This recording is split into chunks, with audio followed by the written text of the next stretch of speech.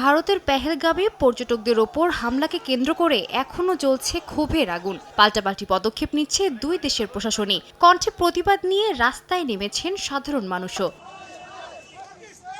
ভারতে, বিশেষ করে গুজরাটের আহমেদাবাদে বিক্ষোভকারীরা পাকিস্তানি পতাকা এবং সন্ত্রাসের প্রতীকী কুশপুত্তলিকা পুড়িয়ে ক্ষোভ প্রকাশ করেন। নয়াদিল্লিতেও পাকিস্তান বিরোধী স্লোগানে উত্তপ্ত হয়ে ওঠে আকাশ বাতাস। বিরোধী দল কংগ্রেসের নেতাকর্মীরা রওনা দেন পাকিস্তান হাইকমিশনের উদ্দেশ্যে। তবে রাস্তাতেই তাদের পথ আটকায় নিরাপত্তা বাহিনী।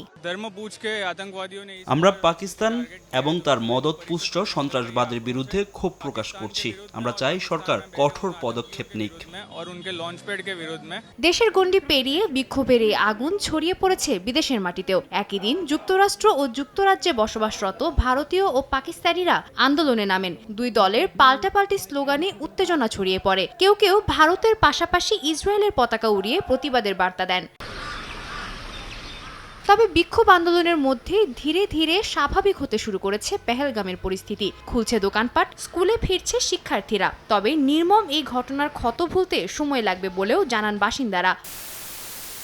এদিকে বিশ্লেষক থেকে শুরু করে আন্তর্জাতিক মহল সবাই দুই দেশকে শান্ত হওয়ার পরামর্শ দিচ্ছেন। পারমাণবিক শক্তিধর এই দুই দেশ যাতে বড় কোনো পদক্ষেপ না নেয়, এমনটাই প্রত্যাশা তাদের। সোমবার চীনের পররাষ্ট্র মন্ত্রণালয়ের মুখপাত্র এক সংবাদ সম্মেলনে বলেন, ভারত ও পাকিস্তানের উচিত আলোচনার মাধ্যমে পরিস্থিতি স্বাভাবিক করে আনা। সাদিয়া তাসনিম, সময় সংবাদ।